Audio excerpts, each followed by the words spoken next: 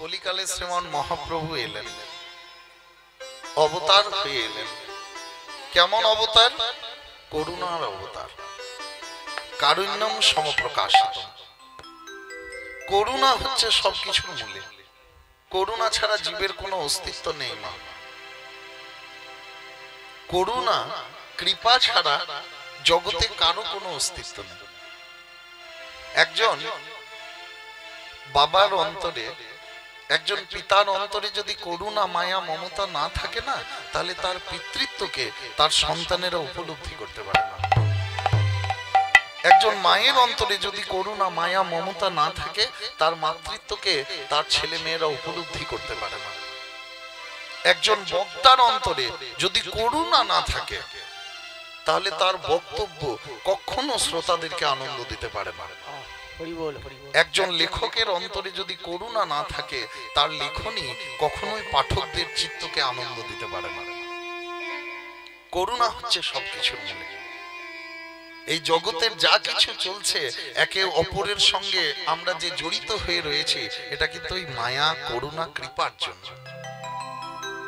এই কৃপা হয়েছে বলে কালিদাস মহামূর্খ থেকে মহাপণ্ডিত মহাকবি হয়েছে। কার কৃপা? মা ভদ্রকালীর কৃপা হয়েছিল বলে। কারুণ্যম সমপ্রকাশিত। গৌর সুন্দর হলেন সেই করুণার অবতার। তার করুণার জন্য কিন্তু এই কলির জীব নাম প্রেমে সকলে এক হয়েছে। যেমন কালিদাসের কৃপার কথা বলি। রাজকুমারী বিদ্যুৎমতী। বিদ্যুৎমতী অতীব বুদ্ধিমতী এবং বিচক্ষণা রাজকন্যা, রাজার রাজকুমারী। তা সেই বিদ্যুৎমতী রাজাকে বলে যে জগতের যে সব থেকে বড় পণ্ডিত, তাকে আমি বিয়ে করব।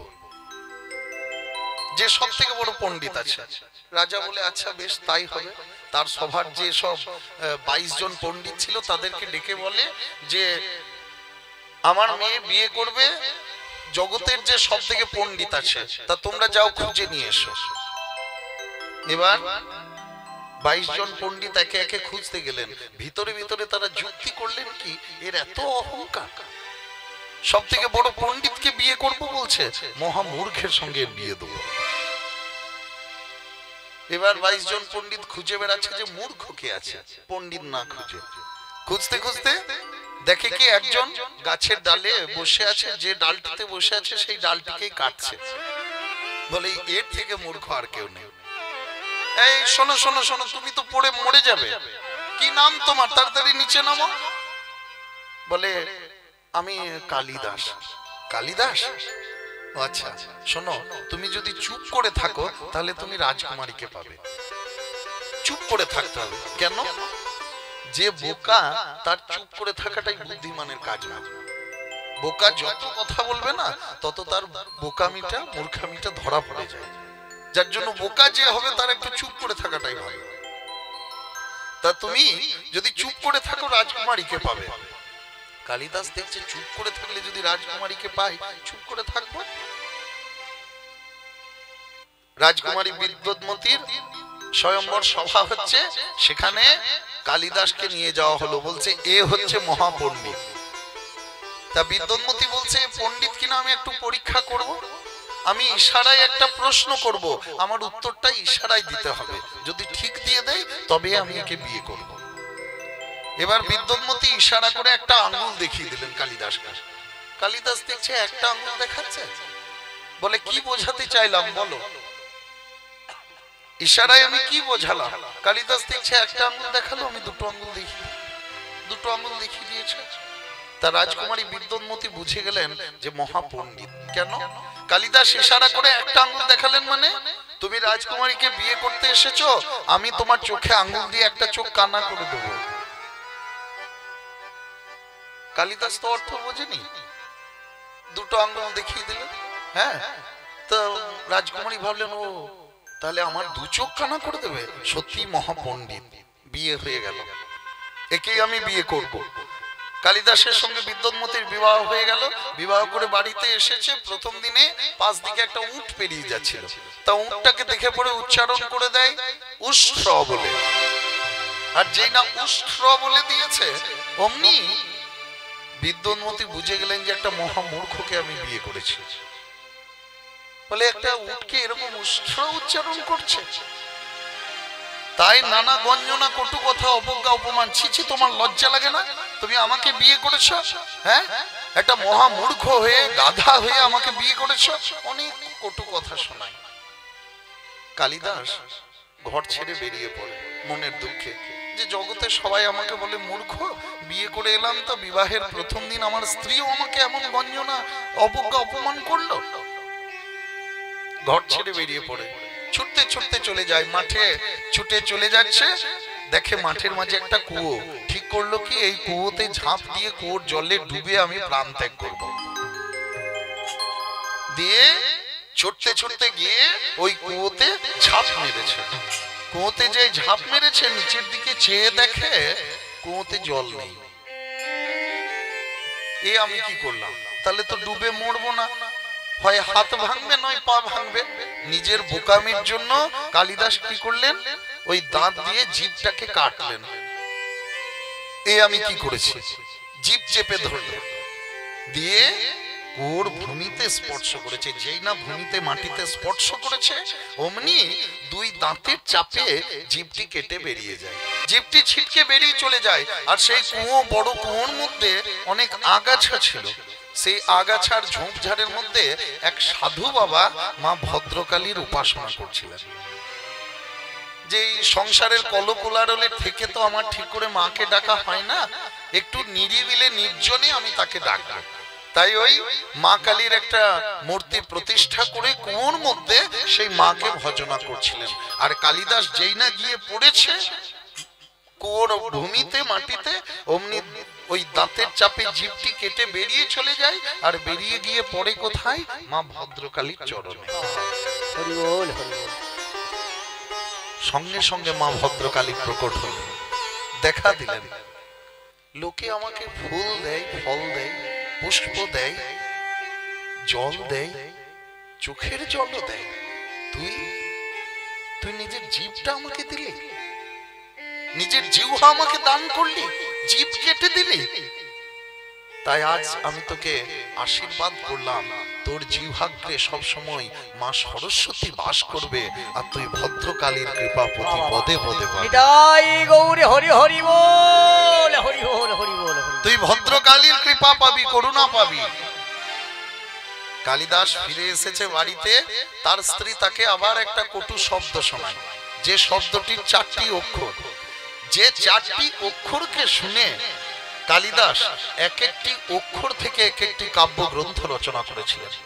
এই যে আমরা বলি বিখ্যাত গ্রন্থগুলি, মেঘদূত, কুমার সম্ভব, রঘুবংশ, শকুন্তলা, অভিজ্ঞানা শকুন্তলম, এই 4টি কাব্য গ্রন্থ রচনা করেছিলেন ওই স্ত্রীর মুখে একটা কটু শব্দ শুনে। সেই 4টি অক্ষরকে দিয়ে 4টি গ্রন্থ রচনা করলেন। মহামূর্খ থেকে মহাপণ্ডিত হলেন, মহাকবি হলেন কালিদাস। কেন? করুণার জন্য। করুণা হচ্ছে সবকিছুর মূলে। কোন পিতামাতার অন্তরে করুণা যদি না থাকে, তার সন্তানরা সেই বাবা মাকে গুরুত্ব দিতে পারে না, কোনো দিন দেবে না। কোন পিতামাতার অন্তরে যদি মায়া মমতা না থাকে, তাহলে তার পিতৃত্বকে, তার মাতৃত্বকে সন্তান বুঝতে পারে না। কোন বক্তার অন্তরে যদি করুণা না থাকে, আর বক্তব্য কখনো শ্রোতাদেরকে আনন্দ দিতে পারে না। তা শ্রীমান মহাপ্রভু হলেন সেই করুণার অবতার। নিজে এই মাত্র 24 বছর বয়সে অত সুন্দর একটা রমণী বিষ্ণুপ্রিয়াকে রেখে দিয়ে ঘর ছেড়ে বেরিয়ে গেছে।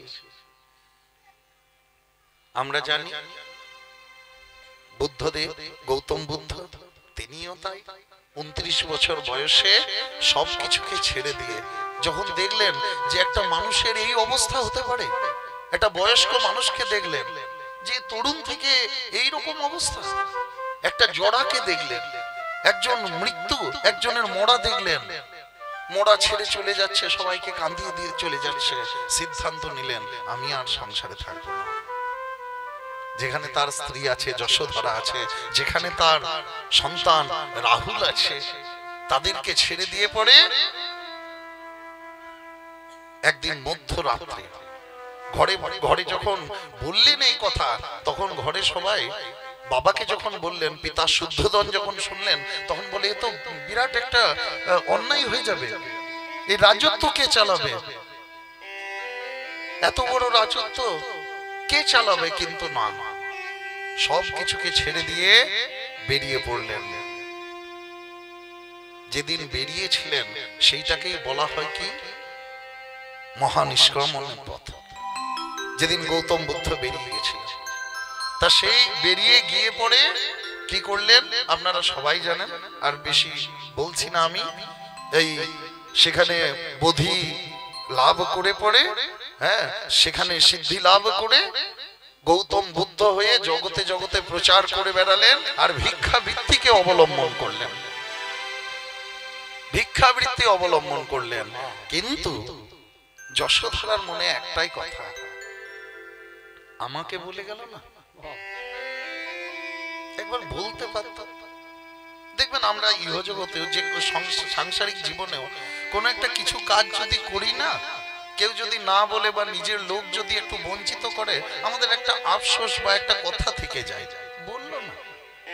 কিন্তু আমরা ছেড়ে দিতে পারি না, লেটস গোটা আমরা করতে পারি না, ছেড়ে দাও এটা আমরা পারি না। ওই অভিমান যশোধরা, আমি কি আটকাতাম? আমার স্বামী যাচ্ছে একটা মহৎ কাজে, একটা মহৎ কাজে সে যাচ্ছে, আমি কি কোনোদিন আমার স্বামীকে আটকাতাম? তাহলে এতদিন ধরে তার স্ত্রীকে এই চিনেছে, এই ভাব নিয়ে সেই অভিমান করে রয়ে গেলেন যশোধরা। আর গৌতম বুদ্ধ ভিক্ষা করে করে বেড়াতে লাগলেন। একদিন শুদ্ধোধন চিন্তা করলেন যে আমার ছেলে তো এইভাবে বোধি লাভ করে জগৎকে জ্ঞান দিয়ে বেড়াচ্ছে, তা একবার আমার রাজত্বে ডাকি। শুদ্ধোধন যাকে পাঠাতেন যে যাও গিয়ে পড়ে গৌতম বুদ্ধকে বলো একবার আমার কাছে আসার জন্য, সে যখনই গৌতম বুদ্ধের কাছে যেতেন, সেই গৌতম বুদ্ধের এমনই প্রভাব ছিল, সেই প্রভাবে নিজেকে হারিয়ে ফেলতেন। সেই কথা বলার মতো ক্ষমতা বা শক্তি তার থাকতো না। শেষে শুদ্ধোধন একজনকে পাঠালেন, বলে তুমি শোনো, গৌতম বুদ্ধের কাছে যাবে, আগে আমার কথাটা বলে নেবে, তারপর তুমি যা করার করবে। যার জন্য কষ্ট করেও সেই লোক গিয়ে বলে আপনার পিতা আপনাকে ডেকেছে, একবার আপনি কপিলাবস্তুতে একবার রাজত্বে চলুন। তা কপিলাবস্তুতে, আচ্ছা বাবা যখন ডেকেছে, পিতার আদেশ যখন, তখন অবশ্যই যাব। গৌতম বুদ্ধ এলেন, এসে পরে রাজবাড়িতে থাকলেন না, মা থাকলেন কোথায়? একটা ধর্মশালায়। শুদ্ধোধন মনে মনে একটু অভিমানী যে এ কি, আমার ছেলে, রাজার ছেলে এসে পরে একটা ধর্মশালায় উঠেছে, বলে যাও ওকে গিয়ে বলো এখানে থাকবে।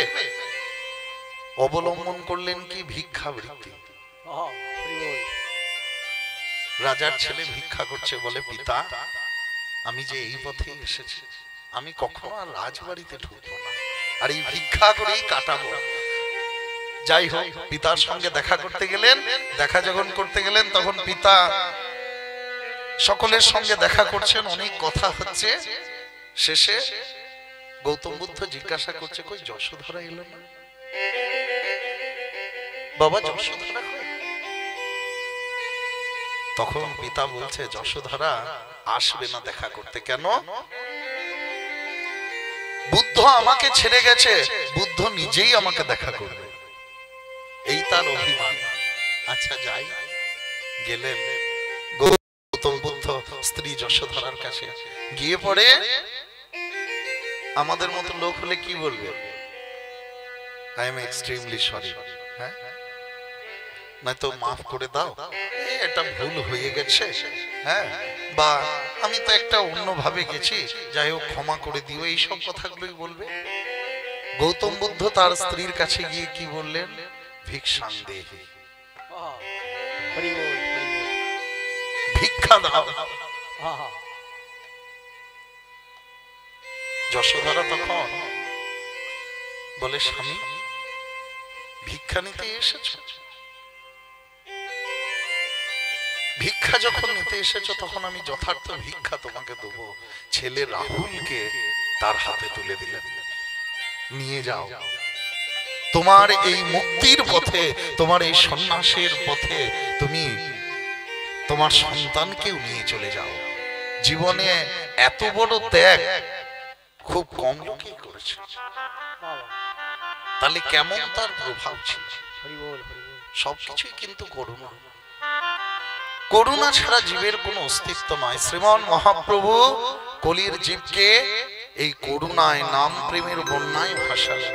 কি বললেন? তোমরা সকলে মিলে আমার সঙ্গে পথ চলিতে আর বলিতে, চলিতে আর বলিতে, চলিতে আর বলিতে, তোমরা গাহো গাহো কৃষ্ণ নাম, কৃষ্ণ নাম মধুর নাম। পথ চলিতে আর বলিতে, পথ চলিতে আর বলিতে, তোমরা গাহো গাহো কৃষ্ণ নাম, কৃষ্ণ নাম মধুর নাম। পথ চলিতে আর বলিতে, পথ চলিতে আর বলিতে, তোমরা গাহো গাহো কৃষ্ণ নাম, কৃষ্ণ নাম মধুর নাম। সম্মুখে আধার রাত্রি, তুমি যে পথ যাত্রী। মুখে আধার আছে, তুমি যে পথ যাত্রী। সম্মুখে আধার রাত্রি, তুমি যে পথ যাত্রী। সম্মুখে আধার আছে, তুমি যে পথ যাত্রী। পথ চলিতে তার নাম, কথা বলিতে তার নাম। পথ চলিতে তার নাম, কথা বলিতে তার নাম। পথ চলিতে তার নাম, কথা বলিতে তার নাম। কৃষ্ণ নাম মধুর নাম। পথ চলিতে আর বলিতে, পথ চলিতে আর বলিতে, তোমরা গাহো গাহো কৃষ্ণ নাম, কৃষ্ণ নাম মধুর নাম। পথ চলিতে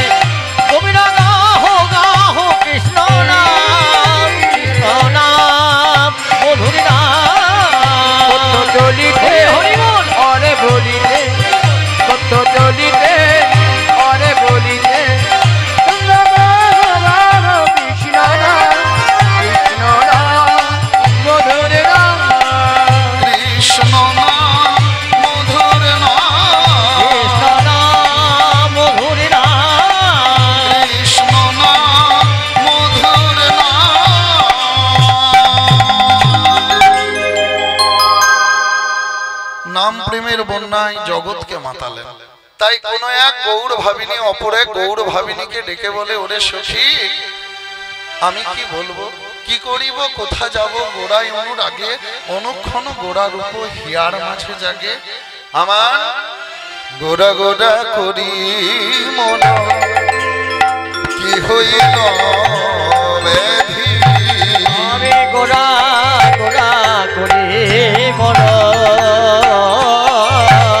আমার কি হইল ব্যাধি।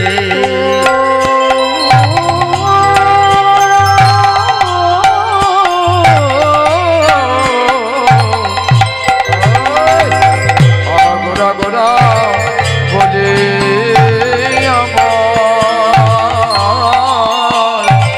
কি হইল ব্যাধি।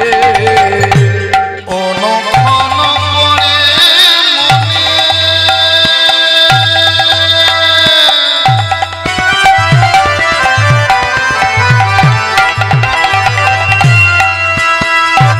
পরে মনে গোড়া গুণনিধি, অনুক্ষণ পরে মনে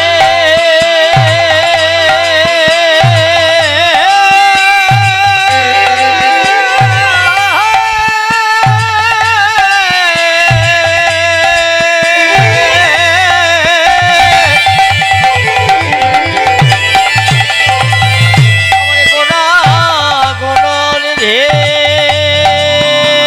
আমার গৌরাঙ্গ পীর বল পীরিতি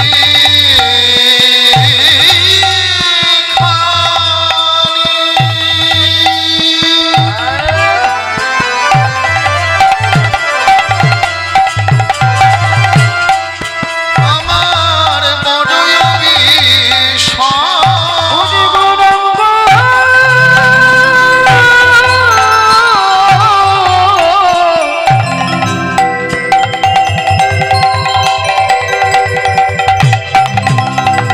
গৌরাঙ্গ পীরিতি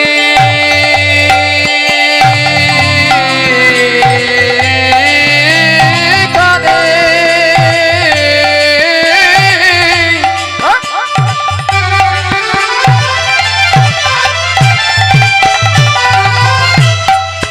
বুঝে বড় বিষয়। আর বাসু কহে না রহিল কুলে, কুলের ধর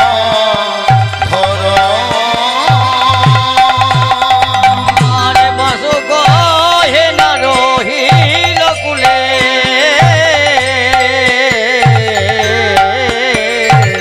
আমার কুলের আধার।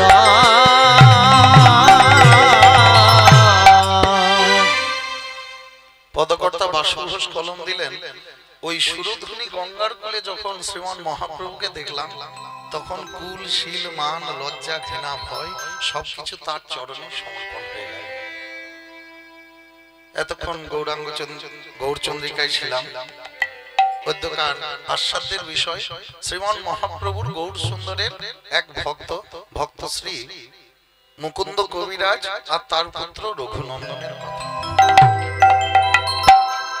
এই লীলার মাধ্যমে আমরা দেখব শ্রীখণ্ড কেমন ভাবে ধন্য হল। শ্রীখণ্ড জায়গাটি কোথায়? কাটোয়া যাওয়ার রাস্তায় শ্রীখণ্ড পড়ে। কাটোয়ার আগে জাজিগ্রাম, তার আগে হচ্ছে শ্রীখণ্ড। এই শ্রীখণ্ডের গোপীনাথের কথা পদ্যকার কর্তব্য বিষয়, আস্বাদ্যের বিষয়। তার সকলে একটু নাম নিয়ে লীলায় প্রবেশ করি। কৃষ্ণ কৃষ্ণ শুধু শ্রী কৃষ্ণ, কৃষ্ণ বিনা কিছু না।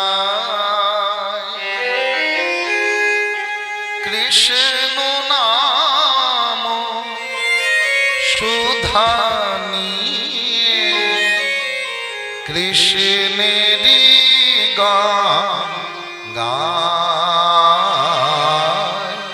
কৃষ্ণেরই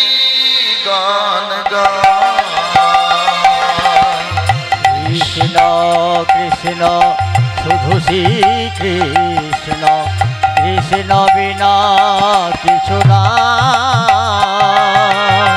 কৃষ্ণ নাম সুধা দিয়ে কৃষ্ণেরই গান গায় কৃষ্ণেরই গান গায় নয়নে নয়নে কৃষ্ণ শ্রী রূপ শয়নে স্বপ্নে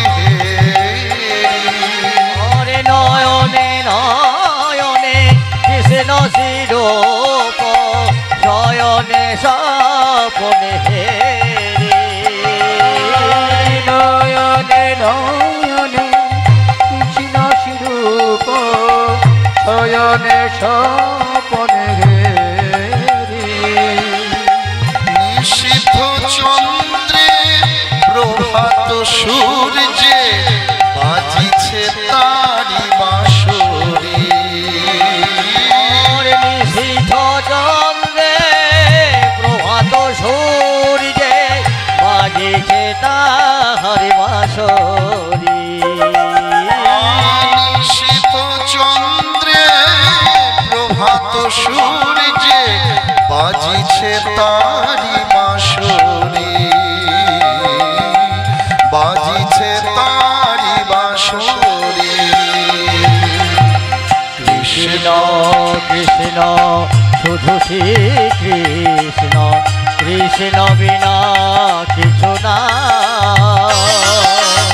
কৃষ্ণ নাম সুধা দিয়ে কৃষ্ণেরই গান গায় কৃষ্ণেরই গান গায় গগনে গগনে কৃষ্ণ মুরলী নয়নে নয়নে ওরে গগনে গগনে কৃষ্ণ মূরতি নয়নে নয়নে হে রে গগনে গগনে কৃষ্ণ মূরতি নয়নে নয়নে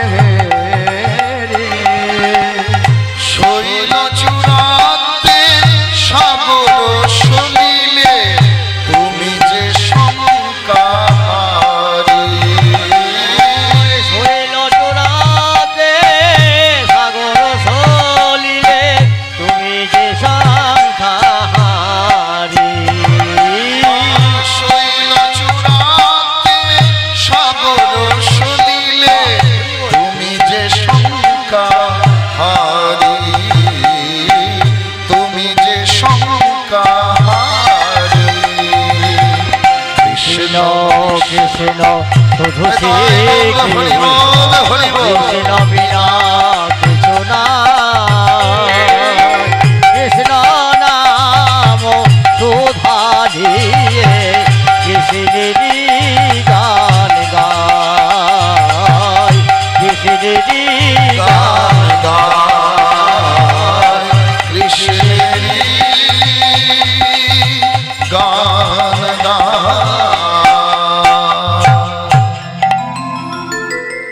এই মুকুন্দ সরকার আর নরহরি সরকার দুই ভাই, তাই নরহরি সরকার এদের উপাধি কিন্তু এদের পদবি কিন্তু সরকার নয়, এদের পদবি হচ্ছে দাস।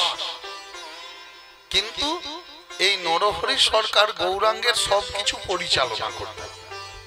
গৌর কোথায় যাবে, কেমন ভাবে থাকবে, কোন জায়গা থেকে কোন জায়গায় যাবে, কিভাবে করবে, এই সবগুলি পরিচালনা করতেন কে? নরহরি দাস, যার জন্য তাদেরকে সরকার উপাধি দেওয়া হয়েছিল। এরা জাতিতে বৈদ্য। তা বড় ভাই মুকুন্দকে ডেকে মহাপ্রভু বলে, সবার সঙ্গে নাম গাইছে, গাইতে গাইতে বলে, শোনো শোনো মুকুন্দ, তুমি তো ঘরের বড়, যে সংসারের বড় তার উপর দায়িত্বটা একটু বেশি হয়।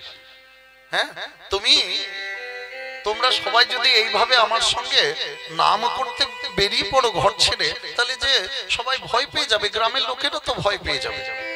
তাই তুমি যেহেতু ঘরের বড়, তোমার উপর অনেক দায়িত্ব আছে, তুমি এক কাজ করো, তুমি ফিরে যাও তোমার গ্রামে। আমার সঙ্গে থেকো না।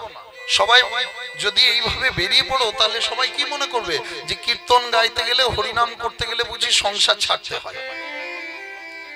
কিন্তু সংসারে থেকে যে হরিনাম করা যায় সেটা তোমাকেই দেখাতে হবে। তাই তুমি যেখান থেকে এসেছো তোমার গ্রামেই তুমি ফিরে যাও। বলে না না ঠাকুর আর আমি ফিরে যাব না। বলে আমার কথা শোনো, এটা তোমাকে পালন করতেই হবে। তাই আজ মহাপ্রভুর আজ্ঞা পাইয়া মুকুন্দ চলিলা।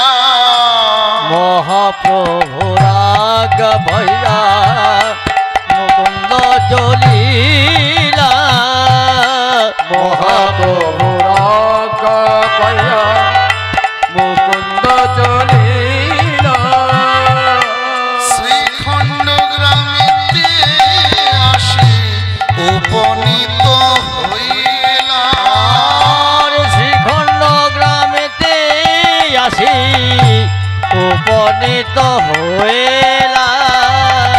শ্রীখণ্ড গ্রামেতে আসি উপনীত হইলা। উপনীত হইলা। শ্রীখণ্ডে এসেছে মুকুন্দ কবিরাজ মহাপ্রভুর আদেশ মতো যে তুমি যাও, ফিরে যাও। দিয়ে ফিরে গিয়ে কি করবে? সংসার করো, আর সংসারী হয়ে তুমি হরিনাম প্রচার করো।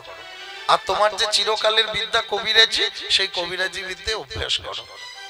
এইভাবে কবিরাজি বিদ্যে অভ্যাস করে। এদিকে কি হয়েছে, তখনকার যিনি সারা বাংলার নবাব ছিলেন হোসেন শাহ, সেই নবাব হোসেন শাহের হলো তীব্র পেটের যন্ত্রণা। তা নবাব অনেক বৈদ্যকে অনেক কবিরাজকে দেখিয়েছে, কিন্তু তার ব্যথা নির্ণয় হয়নি, রোগ সারেনি। তাই শুনেছে কার কথা? এই মুকুন্দ সরকারের কথা। দিয়ে পড়ে বলে শোনো শোনো তোমাকে বলছি। হ্যাঁ হ্যাঁ তোমাকে, এদিকে এসো। বলছি মুকুন্দ কবিরাজের বাড়িটা কোন দিকে গো? মুকুন্দ কবিরাজের বাড়ি ও আর একটু এগিয়ে চলে যাও। এগিয়ে গিয়ে ডান দিকে যাবে, দেখবে যেখানে হরিনামের আওয়াজ আসছে, হ্যাঁ সেটাই হচ্ছে মুকুন্দ সরকারের বাড়ি। হরিনামের আওয়াজ মানে ওই যে গো, ও আচ্ছা আচ্ছা, সেই ঝাই জপল করে খোল করতাল বাজে। বলে হ্যাঁ, যেখান থেকে ওটা ভেসে আসছে জেনে রাখবে ওইটি হচ্ছে মুকুন্দ সরকারের বাড়ি। তাই নবাব হোসেন শাহ আস্তে আস্তে এগিয়ে যাচ্ছে, কিন্তু মনে মনে ভাবে আমার তো এই বেশ ধরে গেলে হবে না। হ্যাঁ কি করা যায়, বরং একটু বেশের পরিবর্তন করি। তাই একটা ফকিরের রূপ ধরেছে, ফকিরের বেশ ধরেছে। বেশ ধরে পড়ে এগিয়ে যাচ্ছে। গিয়ে দেখে কি, দেখে অনেকগুলো লোক পরপর লাইন দিয়ে দাঁড়িয়ে আছে। আচ্ছা এগুলো তাহলে রোগীর লাইন, রোগীরা সবাই দাঁড়িয়ে আছে। সেই রোগীর লাইনের মধ্যে নবাব হোসেন শাহ ঢুকে পড়েছে একটা ফকিরের বেশ ধারণ করে। আর কবিরাজ মুকুন্দ কবিরাজ তখন মন প্রাণ ভরে গোপীনাথের সেবা করছে। রোগীরা দাঁড়িয়ে আছে, অপেক্ষা করে যাচ্ছে, আরো গোপীনাথের সেবায় মত্ত। কেমন? আমার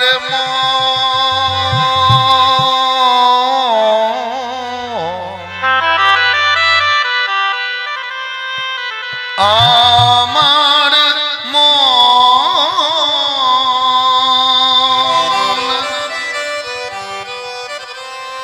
আমার মন মন্দিরে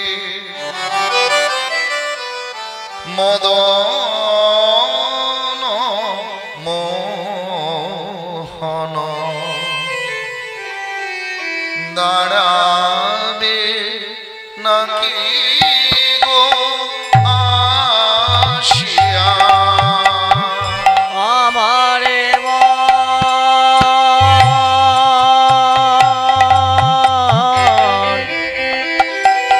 আমারে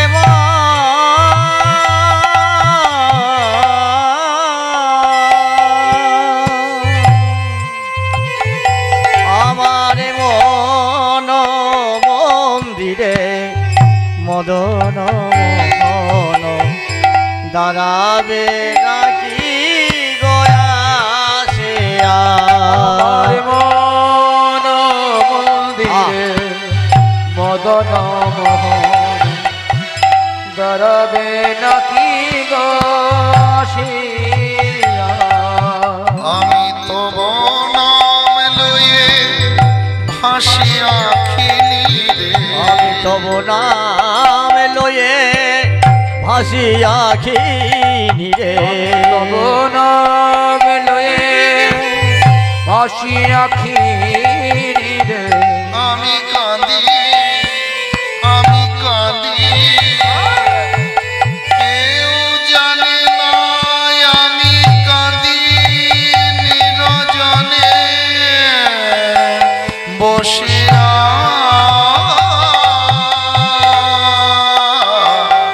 আমার মন মন্দিরে মদন মোহন দাঁড়াবে নাকি গয়া সেয়া উভয়ার মন মন্দিরে মদন মোহন দরবে নাকি গাছিয়া ওগো দয়াময় পতিত পাবন কৃপাময় তুমি ভক্ত বৎসল ওগো দয়াময় পতিত পাবন কৃপাময় তুমি ভকত বর্ষণ ওগো দয়াময় পতিত পাবন কৃপাময় তুমি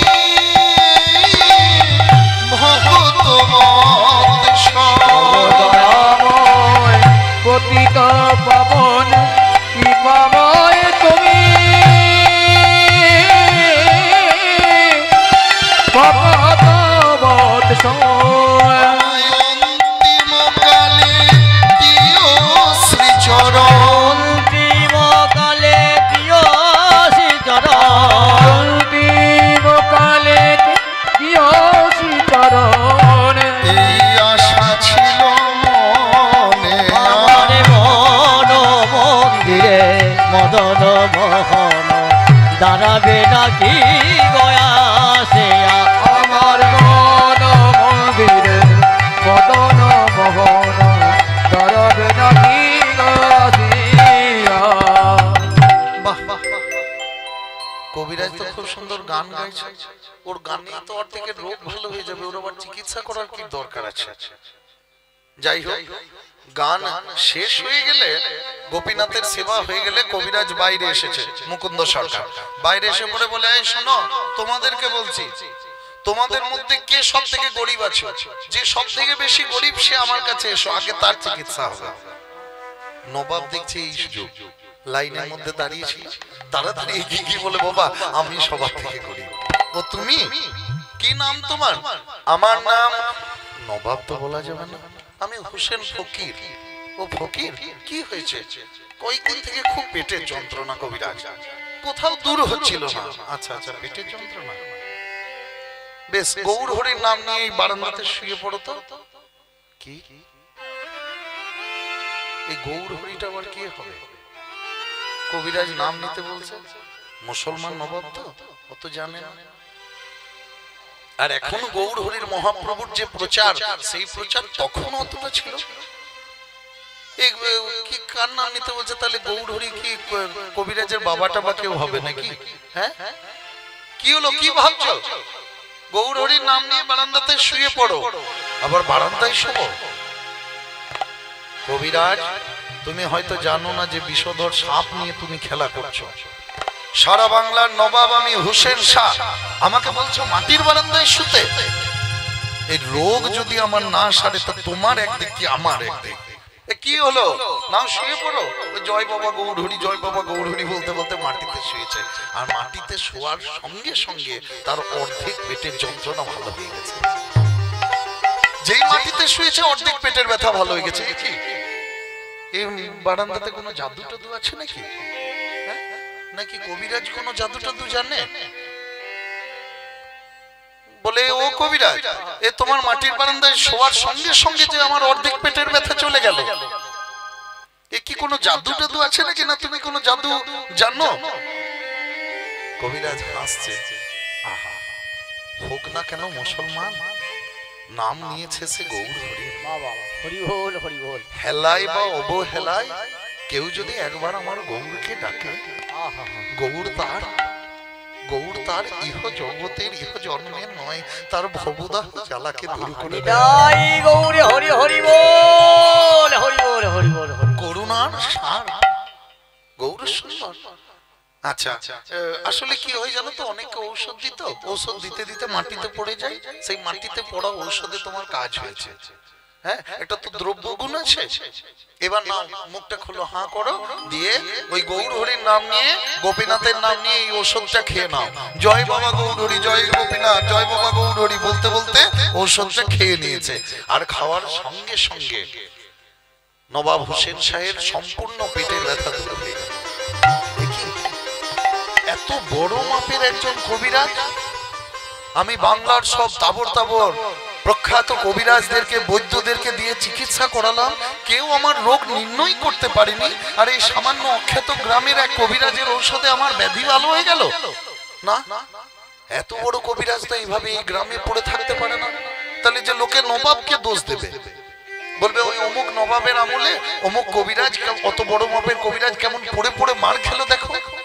যারা নবাব হয়, রাজা হয়, তারা কি করে, তারা তার নগরের, তার রাজত্বের যেসব সম্মানীয় লোক আছে তাদেরকে দিয়ে রাজসভা অলঙ্কৃত করায়, গুণী মানুষদেরকে রাজসভায় রাখে।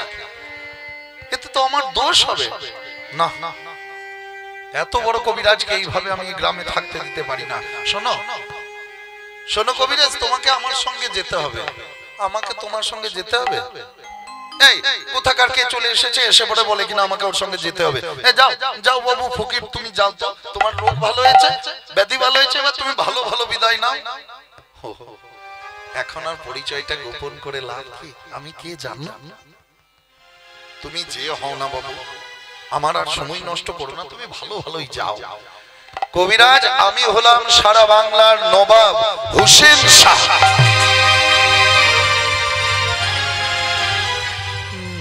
নবাব, নবাব আপনি আপনি আমার বাড়ি এসেছেন? হ্যাঁ কবিরাজ, আমার পেটের ব্যথা কেউ দূর করতে পারছিল না, তাই আমি তোমার কাছে এসেছিলাম। তোমার ঔষধে আমার কাজ হয়েছে, তুমি চলো, এবার থেকে নবাব বাড়িতে থাকবে। আর তোমাকে এই গরিব ভিখারির চিকিৎসা করতে হবে না, তুমি এবার থেকে নবাবের, রাজা মহারাজার চিকিৎসা করবে। কবিরাজ ঠাকুর কাঁদছে, হে গোপীনাথ, হে গৌর সুন্দর, আমি তো জগতের চিকিৎসা চাই না, আমি তো রাজা মহারাজার চিকিৎসা চাই না, আমি শুধু তোমার সেবা চাই ঠাকুর। কিন্তু কিন্তু এই মুসলমান নবাব যদি না যায়, আমার কথা তো বুঝবে না, এক্ষুনি হয়তো আমার গর্দান নেবে। কি হলো কবিরাজ, কি ভাবছো? চলো আমার সঙ্গে, চলো তুমি। আচ্ছা বেশ কবিরাজ, নবাব আমি যাব, তবে আমার একটা শর্ত আছে। শর্ত কি? শর্ত বলছে, আমি কিন্তু ওই নবাব মহলে থাকবো না, নবাব মহলের পাশে আমাকে একটা কুটির করে দিতে হবে, সেখানেই থাকবো, আর আমাকে যেন গোপীনাথের সেবা করতে দেওয়া হয়। ও আচ্ছা আচ্ছা, এই বেশ, তাই হবে। তাই সেই মুসলমান নবাবের কথা মতো মুকুন্দ সরকার গেলেন কোথায়? নবাবের কাছে, হোসেন শাহের কাছে, গৌড়ে। তা সেখানে থাকতে থাকে, ওই নবাব মহলের পাশে একটা কুটিরে থাকে, সেখানে গোপীনাথের সেবা করে আর সকলের চিকিৎসা করে। আস্তে আস্তে দিন কেটে যায়, বেশ কিছুদিন কেটে গেছে। নবাব মনে মনে ভাবছে, আচ্ছা বেশ কয়েকদিন হলো কবিরাজ এসেছে, আমার তো আর তাকে দেখা করা হয়নি, কবিরাজ কেমন চিকিৎসা করছে, একবার গিয়ে দেখে আসি তো।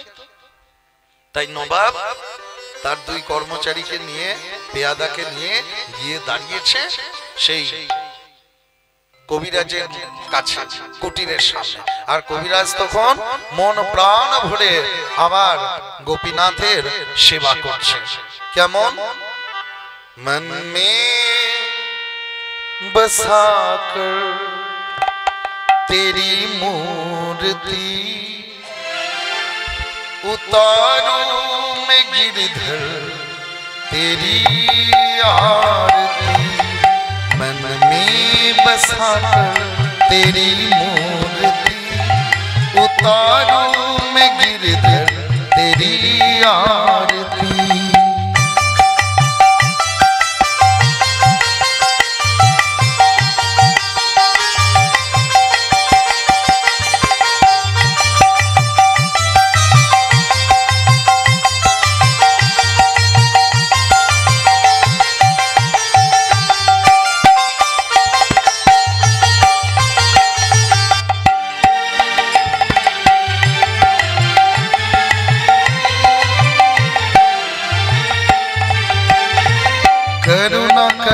कष्ट हरो ज्ञान दो भगवन, भव में फंसी नाव मेरी तार दो भगवन।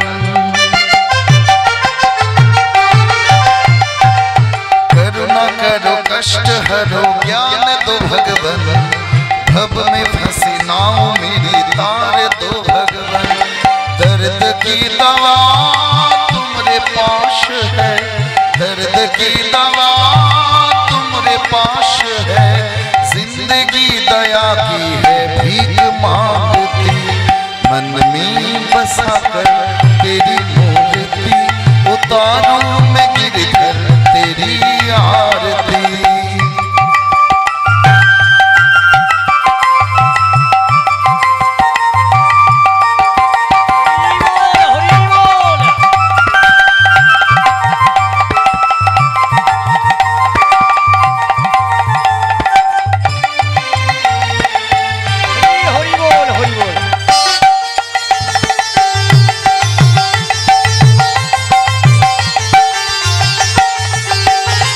मांगू तुझसे क्या मैं यही सोचूं भगवन, जिंदगी जब तेरे नाम कर दी अर्पण।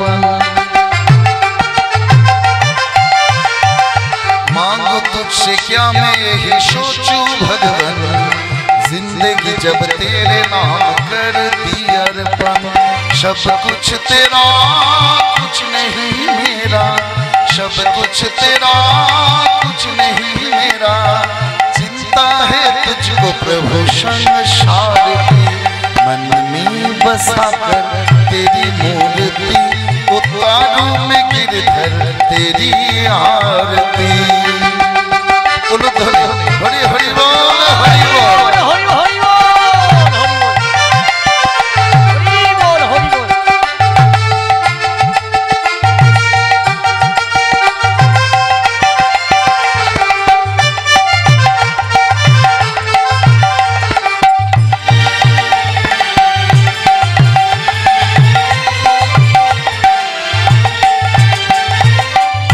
तेरी महिमा गाए संत करे ध्यान, नारद गुणगान करे छेड़े बीना तान।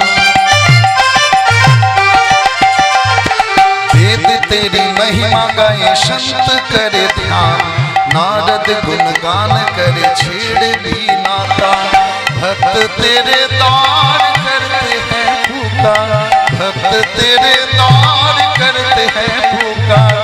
सनातन की है यही आरज़ू, मन में बसा कर तेरी मूर्ति, उतारूं मैं गिरधर तेरी आरती।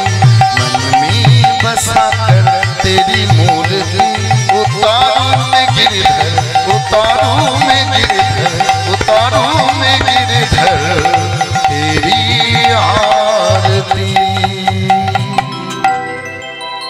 গোপীনাথের রূপের মধ্যে নিজেকে হারিয়ে ফেলেছিলেন। এইবার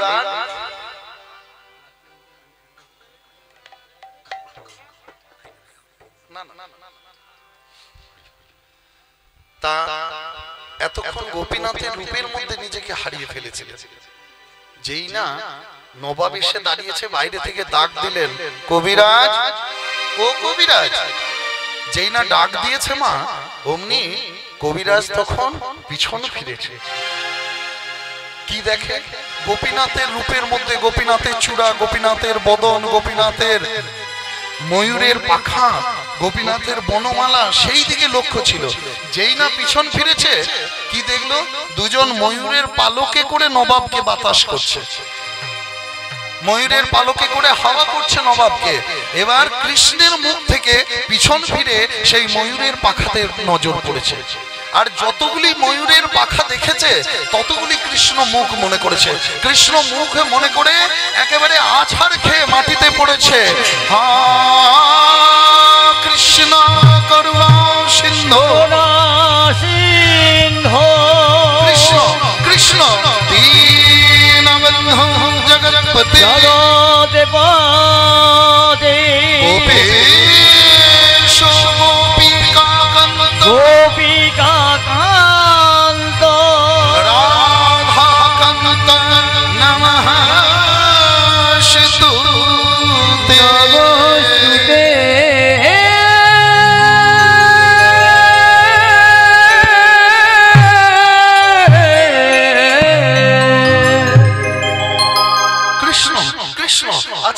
পড়েছে।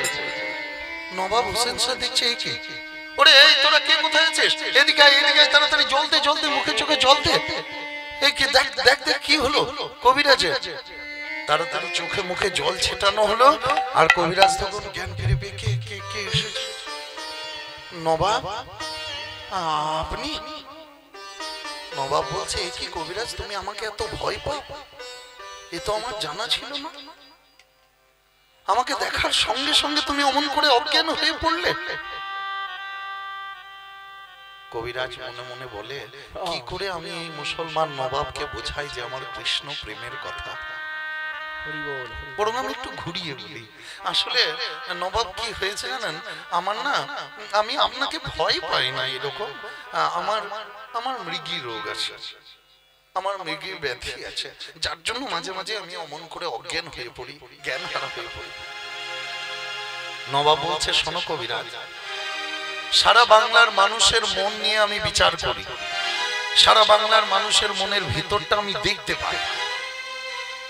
সারা বাংলার নবাব আমি হোসেন শাহ, তুমি হয়তো জানো না আমার সামনে যে মিথ্যা কথা বলে আমি তার জিহ্বা ছেদন করি, আমার সামনে যে মিথ্যা কথা বলে আমি তার শিরচ্ছেদন করি, আমার সামনে যে মিথ্যা কথা বলে আমি তাকে প্রাণে বধ করি। কিন্তু একদিন তুমি আমার পেটের যন্ত্রণা ভালো করেছো, তাই তোমাকে সেই শাস্তি আমি দিলাম না, কিন্তু তুমি মিথ্যে বললে, আমাকে মিথ্যে কথা বললে। তোমার যদি মৃগী রোগ হবে, মৃগীর ব্যাধি যদি তোমার থাকবে, তাহলে অজ্ঞান হওয়ার আগে, জ্ঞান হারা হওয়ার পূর্বে তোমার মুখ থেকে কৃষ্ণ নাম এলো কেন? তুমি অমন করে কৃষ্ণ কৃষ্ণ বলে কাঁদলে কেন? নবাব, নবাব আমার ভুল হয়েছে, নবাব আমার ভুল হয়েছে, তোমার ভুল হয়নি, আমার ভুল হয়েছে। কি ভুল হয়েছে জানো? চিনতে ভুল হয়েছে, জানতে ভুল হয়েছে, বুঝতে ভুল হয়েছে। তোমার মতো একজন কৃষ্ণ ভক্তকে আমি আমার কেনা গোলাম মনে করেছিলাম, কিন্তু না, তোমাকে সেই শাস্তি আর আমি দিতে চাই না। এই নবাব মহল তোমার জায়গা নয় কবিরাজ, তোমার উপযুক্ত স্থান হলো তোমার ওই শ্রীখণ্ড। তাই যাও, তুমি তোমার গ্রামেই ফিরে যাও। হ্যাঁ, আর আমি আমার এই 1000 বিঘা সম্পত্তি তোমার ওই শ্রীখণ্ডের গোপীনাথকে দান করলাম। যাও, তুমি ফিরে যাও। তবে তবে একটা কথা, যদি কোনোদিন এই নবাবের কিছু হয়, একবার এসো, একবার দেখে যেও। কারণ তোমার কৃষ্ণ, তোমার গোপীনাথ, তোমার গৌর হরি তোমাকে কি দিয়েছে তা আমি জানি না, কিন্তু তোমার ওই গৌর হরির কৃপায় আমার পেটের যন্ত্রণা ভালো হয়েছে। তাই একবারের জন্য হলেও আমাকে দেখে যেও, এই নবাবকে দেখে যেও। এই নবাব মহলে কৃষ্ণ ভক্তের চরণ পড়বে, এটা আমার অনেক পাওয়া হবে কবিরাজ। আচ্ছা বেশ নবাব, তাই হবে, আমি আসি।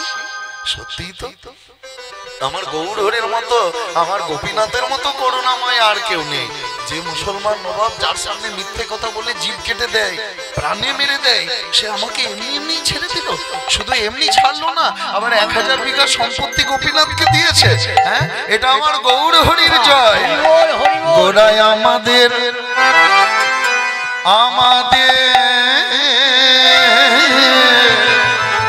আমাদের প্রাণ গোড়া, আমাদের আমাদের আমাদের প্রাণ আমাদের আমাদের আমাদের প্রাণ গোড়া, আমাদের আমাদের প্রাণ গোড়া, আমাদের আর নদিয়ানা টুয়া গোড়া, নদিয়ার মা, নদিয়ানা টোয়া গোড়া, নদিয়ার মা, নদিয়ানা টোয়া গোড়া, নদিয়ার মান, আজ নদিয়ানা টোয়া গোড়া, নদিয়ার মা, গোড়া আমাদের আমাদের আমাদের প্রাণ গোড়া, আমাদের আমাদের আমাদের প্রাণ গোড়া, আমাদের আমাদের আমাদের প্রাণ গোড়া, আমাদের।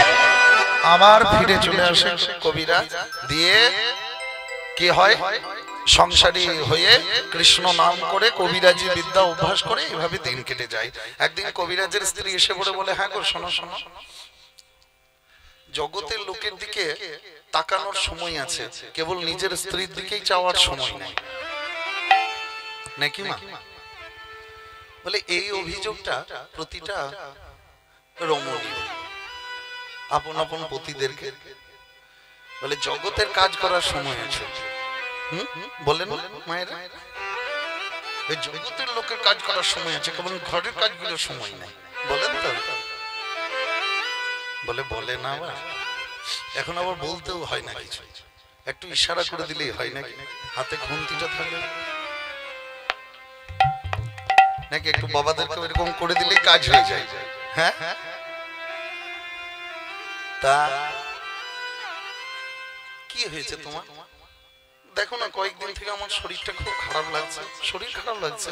কই দেখি একবার কাছে এসো, চোখগুলো দেখি, একে ওই হাত দুটো দেখি একবার, একে জিভটা বের করে জিভটা একবার দেখি, একে একে আমি তোমার কি হয়েছে বুঝতে পারছি না কেন? জগতের লোকের আমি চিকিৎসা করে বেড়াই, সেবা করে বেড়াই, কিন্তু তোমার কি হয়েছে আমি ধরতে পারছি না কেন? আমার কি হলো? আমি কেন আমার স্ত্রীর রোগ ধরতে পারছি না? তাই ছুটতে ছুটতে চলে যাচ্ছে মহাপ্রভুর কাছে। প্রভু গৌর সুন্দর, প্রভু মহাপ্রভু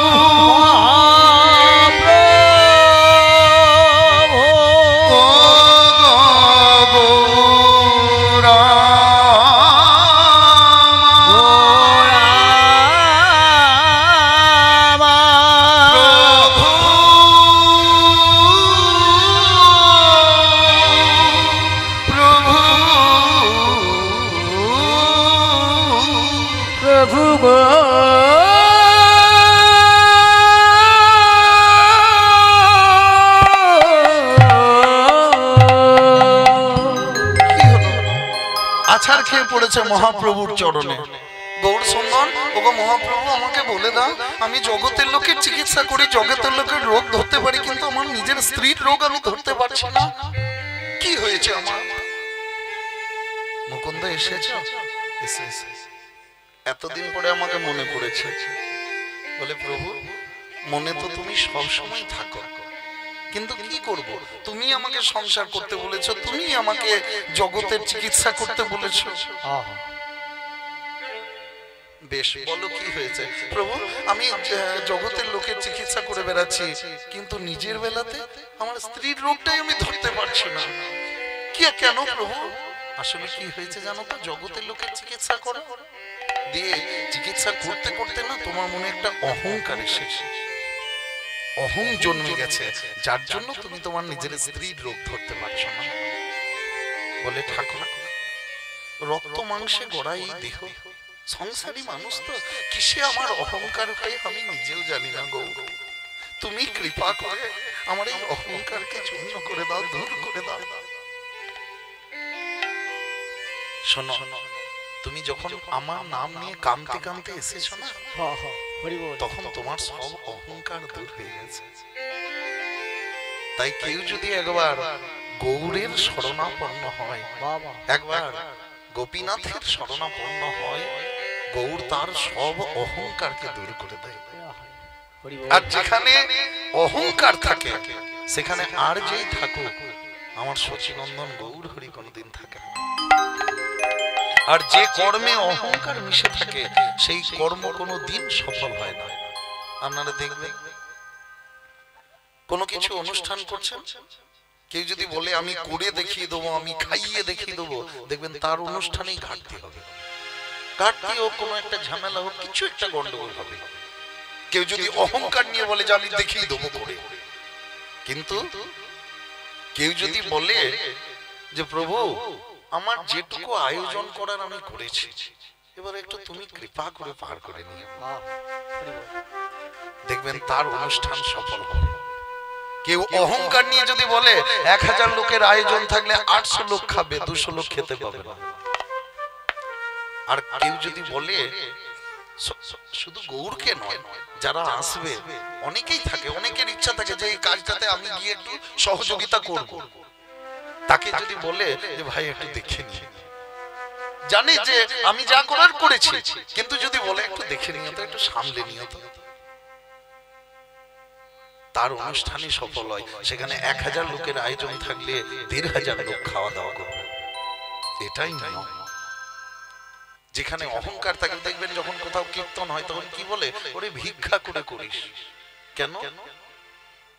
যতই থাকুক একটু হাত পাতলাম। যেখানে ভিক্ষা করা হয় সেখানে নিজের অহংকার চূর্ণ হয়। যেখানে হাত পাতা হয়, হাত পাতে কে? এক অকিঞ্চন আর এক আকিঞ্চন। যার কিছু নাই সে হাত পাতে, আর যার অনেক আছে সে হাত পাতে। যার কিছু নাই সে চাই, ভিখারি চাই। আরেকজন যার সব আছে, রাজা, কি চাই? ট্যাক্স চাই, চাই না? এখনকার যুগে যেটা বলছে, এখনকার রাজা বলতে সরকার, আর সরকার কি চাই?